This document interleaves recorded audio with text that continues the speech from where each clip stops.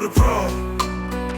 Zero to pro. Did you see that magic? Want to make your stuff float like that too? No cap, just do this. Hit subscribe, like, and open Capcut. Drop in anything like pic, text, emoji, or whatever the way you want it on the timeline here.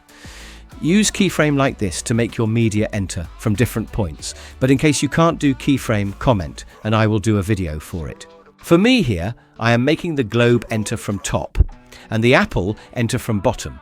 So they snap at the middle here, while on the right hand, the brain enters from the top, while the trophy cup enters from the bottom, so they lap at the center here. Then, after that, smash it into a compound clip by highlighting all, then right-click, then choose Compound Clip. Slap on the Play Pendulum effect from the Effect Library. Come over here, slide Twist, and sharpen bars all the way down.